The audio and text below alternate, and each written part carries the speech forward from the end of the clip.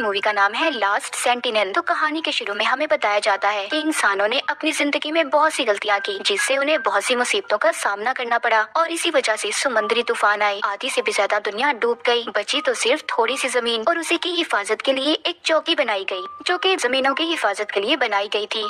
समंदर के बीचों बीच वही चौकी दिखाई जाती है। उसे सेंटिनल का नाम भी दिया गया था। ये साल था 2063 का। जमीन का नक्शा पूरी तरह बदल चुका था। यहाँ पर 4 सिपाही पहरा दिया करते थे, मगर इनकी ड्यूटी 2 साल तक की थी। अब 2 साल तो हो चुके थे, मगर इन्हें लेने यहाँ पर अभी तक कोई भी नहीं आया था। हम देखते हैं कि ये लोग तूफानी रात में मछलियाँ पकड़ रहे थे। तभी इनका कैप्टन ये देखता है कि एक तूफानी लहर इनकी सेंटिनल से टकराने वाली है, इसीलिए वो अपनी टीम को अंदर जाने का कहता है। अब ये जो मछलियाँ पकड़ रहे थे वो भी दोबारा से पानी में गिर गई थी। एक साथी जिसका नाम बेंस था, वो एक पाइप को ठीक करने जाता है, जिससे चौकी में पानी आ रहा था। इससे पहले पानी और बढ़ता, इसने पाइप को ठीक कर दिया था। दरअसल इस चौकी को ऐसे बनाया गया था कि ऊंची लहर से भी इसका कोई नुकसान ना हो। ये पानी की लहरों के साथ ही अपने आप को एडजस्ट कर लेती थी। अब सुबह हो गई थी। यहीं पर इनका एक और साथी सेलिवियन बहुत दुखी था कि वो लोग उस तूफान की वजह से मछलियाँ नहीं पकड़ पाए, क्योंकि मछलियाँ पकड़ने का मौका इन्हें महीने में सिर्फ एक बार ही मिलता था। बेंस जो कि सेलिवियन पर बहुत नाराज था,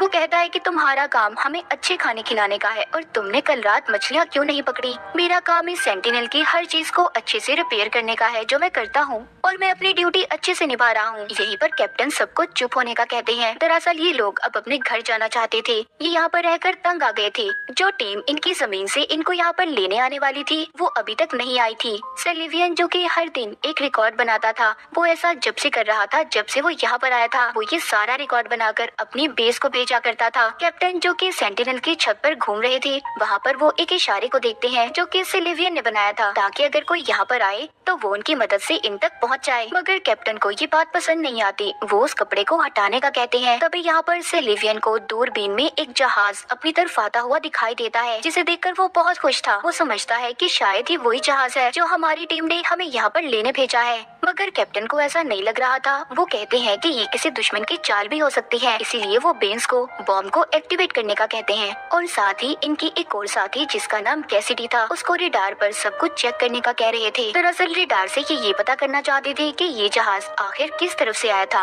अब वहाँ पर बेंस गन्स चलाने के लिए तैयार था, मगर कैप्टन उसे रोक देते हैं और सेलिवियन से ये कहते हैं कि तुम्हें छोटी कश्ती लेकर उस बड़े जहाज तक जाना होगा और देखना होगा कि वो हमारी मदद के लिए है या फिर किसी दुश्मन का है। सेलिवियन जो कि डरा हुआ था, वो जाना तो नहीं चाहता था, मगर फिर भी वो कैप्टन की बात मानकर जाने के लिए तैयार था। इसीलिए अब वो कश्ती लेकर उस जहाज पर चला जाता है। कैप्टन उससे बार बार राब्ता करने की कोशिश कर रहे थे, मगर वो अपने सिस्टम को बंद कर देता है, क्योंकि उसे शक था कि अगर जहाज में कोई हुआ तो वो उसे सुनकर पकड़ लेगा। उधर कैप्टन को ये लग रहा था कि सेलिवियन को दुश्मन ने मार दिया, इसीलिए वो कंट्रोल रूम में जाते ही बॉम्ब को कैसिडी को एक्टिवेट करने का कहते हैं। बॉम्ब को एक्टिवेट करने के लिए 2 चाबियों की जरूरत थी। वो ये सब कुछ करने से डर रही थी, मगर ये इनका फाइनल ऑर्डर था। उधर सेलिवियन जो कि उस जहाज की छानबीन कर रहा था, उसे वहाँ पर कोई भी नहीं मिलता, ना जिंदा इंसान और ना ही मुर्दा। वो ये सब देखकर मायूस हो गया था कि अब भी इनकी टीम में से इन्हें यहाँ पर लेने कोई नहीं आया। वो कभी भी अपने घर नहीं जा सकते। वो ये सोचकर वहीं पर बैठ जाता है, मगर इसी चक्कर में वो ये भूल गया था कि उसने कैप्टन को भी इस बारे में बताना था कि जहाज में कोई नहीं है। इसीलिए अब वो जल्दी से अपने रेडियो को ऑन करता है और कैप्टन को बताता है कि यहाँ पर कोई नहीं है। तभी जल्दी से वो बॉम्ब को चलाने से रोक देते हैं और अब उसकी दोनों चाबियों को कैप्टन ने अपने पास रख लिया था। वो कैसिडी से कहते हैं कि तुम जल्दी फैसला नहीं ले सकती, इसीलिए तुम्हें इन चाबियों की जरूरत नहीं है। अब सेलिवियन उस जहाज को लेकर अपनी चौकी तक ले आया था। बेंस भी उस जहाज की जांच करता है, जिससे पता चलता है कि जहाज पिछले कई महीनों से बंद पड़ा है। ये जहाज भेजा तो इन्हीं लोगों के लिए गया था, मगर इन्हें ये पता करना था कि आखिर जहाज में लोगों के साथ हुआ क्या था जो यहाँ पर इस जहाज को लेकर आए थे। बेंस कहता है कि मैं इस जहाज को ठीक कर सकता हूँ, मगर कैप्टन उन्हें मना कर देते हैं और ये कहते हैं कि नहीं, हम इसके साथ कुछ नहीं कर सकते और न ही बेस पर बता सकते हैं जब तक हम खुद अच्छे से इसकी छानबीन न कर लें। ये सभी कैप्टन के सख्त सूलों से तंग आ गए थे, क्योंकि अब ये किसी भी कीमत पर वापस घर जाना चाहते थे। सेलिवियन जब कैप्टन के पास दोनों चाबियों को देखता है तो उसे और भी ज्यादा गुस्सा आ गया था, क्योंकि अब इस चौकी का सारा इख्तियार कैप्टन के पास था। उधर कैप्टन जहाज के बारे में सारी लोकेशन को पता करते हैं कि ये यहाँ पर कहाँ से आया था। सेलिवियन भी जहाज के बारे में बिना बताए बेस को खबर कर देता है और ये बात जाकर वो कैसिडी को भी बताता है कि मैंने सब बातों का बेस को बता दिया है। उधर बेंस भी आ गया था, जिसने इनकी बातों को सुन लिया था। उसे भी पता चल जाता है। अब इन सारी बातों का आकर बेंस कैप्टन को बताता है। तभी वही इन्फॉर्मेशन इन्हें वापस मिली थी जो कि कल रात बेंस ने बेस को भेजी थी। इसका मतलब 1 साल से इनका अपनी बेस से कोई राब्ता नहीं था। जो मैसेज इन्हें बार बार मिला करते थे वो इन्हीं के भेजे हुए मैसेज थे। इन सब बातों के बारे में जानकर अब ये और ज्यादा मायूस हो गए थे। इनके पास अब कोई उम्मीद नहीं बची थी कि ये लोग वापस से अपने घर जा सकेंगे या नहीं। उसी रात बेंस छुपते हुए उस जहाज के अंदर जाकर इंजन को चेक करता है कि वो ठीक हो सकता है या नहीं। जब वो चेक करके वापस आता है तो सिलिवियन उसे देख लेता है और उससे पूछता है। बेंस जो कि उसे बताना तो नहीं चाहता था मगर फिर भी वो बता देता है कि हाँ, मैं जहाज के इंजन को देखने गया था कि मैं उसे ठीक कर सकता हूँ या नहीं, तभी हम घर वापस जा सकते हैं, वरना कैप्टन हमें कभी भी वापस नहीं जाने देगा। अब ये बात जाकर सिलिवियन कैसिडी को बताता है। उसे भी ये बात अच्छी लगती है। वो कहता है ऐसा करके हम शायद यहाँ से निकल सकते हैं, मैं और बर्दाश्त नहीं कर सकता। वो इस बात को भी जानते थे कि कैप्टन कभी भी इन्हें इस बात की इजाजत नहीं देगा, इसलिए ये दोनों बिना बताए जहाज को ठीक करने चले गए थे। अब जब ये वापस आते हैं तो इन्हें कैप्टन ने देख लिया था। कैप्टन जब उन दोनों को देखते हैं तो ये कहते हैं नहीं, हम इसे ठीक नहीं करेंगे बल्कि इसके एक एक पुर्जे को खोलकर अपनी चौकी तक लेकर आएंगे। ये बात सुनकर सिलिवियन को बहुत गुस्सा आता है। वो कहता है बस बहुत हुआ, हमने अपनी ड्यूटी से ज्यादा अपने फर्ज को निभाया है, अब हम और ज्यादा बर्दाश्त नहीं कर सकते, हमें अपने घर वापस जाना है। कैप्टन कहता है नहीं, तुम यहाँ से नहीं जा सकते, ये मेरा हुक्म है। वो उन्हें गन निकालकर यहीं पर रुकने का कहता है। उधर कैसिडी जो कैप्टन के साथ रहकर यहीं पर खुश थी मगर फिर भी वो इन दोनों के लिए कैप्टन से बात करने चाहती है कि वो इन्हें यहाँ से जाने दी। वो कहती है कि तुमने पहले भी अपनी जिद बहुत से सिपाहियों को खोया है तो तुम ये गलती दोबारा मत करो, उन्हें जाने दो। कैप्टन कैसिडी की बात को सुनकर ये फैसला करते हैं कि हम में से 2 यहीं चौकी पर रहेंगे और 2 जा सकते हैं। बेंस तो ये सुनकर खुश था मगर सिलिवियन खुश नहीं था क्योंकि वो कैसिडी को भी अपने साथ लेकर जाना चाहता था। वो कैसिडी से कहता है कि तुम कैप्टन से कहो कि मैं भी जाना चाहती हूँ मगर वो कहती है नहीं, तुम जाओ, मैं यहाँ पर बहुत खुश हूँ। जब बेंस और सिलिवियन ने अपनी सारी तैयारी कर ली थी उसी रात कैप्टन उन्हें एक लेटर भी देता है जो कि जाकर उन्हें बेस पर देना होगा। अब जब सुबह होती है तो हर तरफ खतरे की घंटियाँ बजना शुरू हो गई थी। कैप्टन उन्हें छत पर बुलाकर जल्दी से बॉम्ब को एक्टिवेट करने का कहते हैं। वो कहते हैं दुश्मन का एक जहाज हमारी तरफ बढ़ रहा है, लेकिन वहाँ पर सिलिवियन को इस बात का अंदाजा हो गया था कि ये जहाज उनकी बेस से उन्हें यहाँ पर लेने आया है। अब वो कैप्टन की इस बात को मानने के लिए तैयार नहीं था कि वो बॉम्ब को एक्टिवेट कर दे। यहीं पर कैप्टन उसे गन दिखाकर उस जहाज को भी तबाह करवा देता है।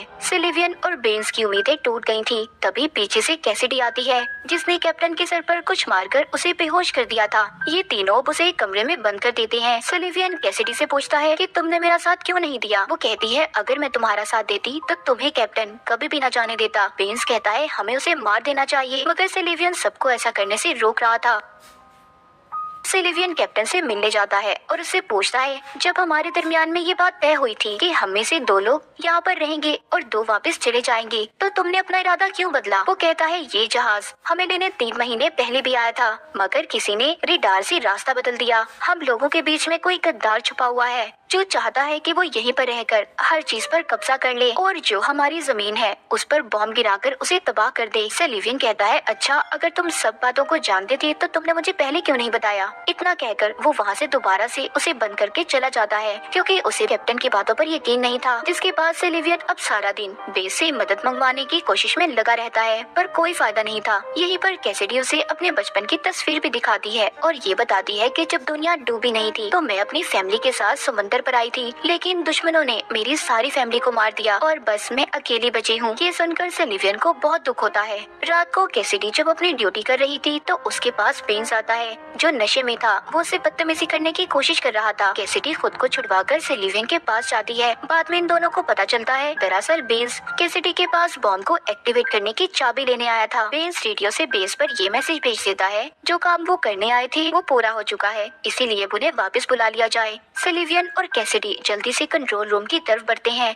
सिलिवियन कहता है रुक जाओ बेंस, तुम ऐसे बॉम्ब को नहीं चला सकते और ऐसे किसी मासूम की जान नहीं ले सकते। ये बात सुनकर बेंस रुक गया था। वो रोने लगता है क्योंकि उसे वापस जाने का कोई रास्ता नजर नहीं आ रहा था। जिसके बाद ये कैप्टन को देखते हैं जिसके कमरे की खिड़की खुली हुई थी। इन्हें देखकर ऐसा लगता है कि शायद उसने समंदर में कूदकर अपनी जान दे दी। कुछ दिन के बाद इन्हें समंदर के बीचों बीच कुछ मलबा नजर आता है जिसे कैसिडी और सिलिवियन वहाँ से लेने जाते हैं ताकि वो उधर जाकर अपनी जरूरत का कुछ सामान ले आए। ये जब यहाँ पर मछलियाँ पकड़ रहे थे तो सिलिवियन के जाल में कैप्टन की लाश आ गई थी, जिसके सर पर चोट का निशान था। उसे देखकर ऐसा लग रहा था कि जैसे उसे किसी ने मारकर समंदर में फेंक दिया हो। अब जब ये वापस आते हैं तो सिलिवियन को बेन्स पर शक हो रहा था, इसीलिए जब कैसिडी दोबारा से बेन्स के साथ समंदर में जाने वाली थी तो वो कैसिडी को एक गन देता है ताकि वो अपना ख्याल रख सके। उनके जाने के बाद वो कंट्रोल रूम में जाकर सारी फाइल्स को चेक करने लगता है, जिससे उसे बेन्स की फाइल से ये पता चलता है कि वो दिमागी तौर पर बीमार था, मगर वो एक अच्छा इंजीनियर था, इसीलिए उसे यहाँ काम पर रखा गया। सिलिवियन को कैप्टन की सभी बातें सच नजर आ रही थी। उधर हम कैसिडी और बेन्स को देखते हैं, जो दोनों एक दूसरे को देख रहे थे, और यहाँ पर हमें पता चलता है कि कैसिडी ही वो जासूस थी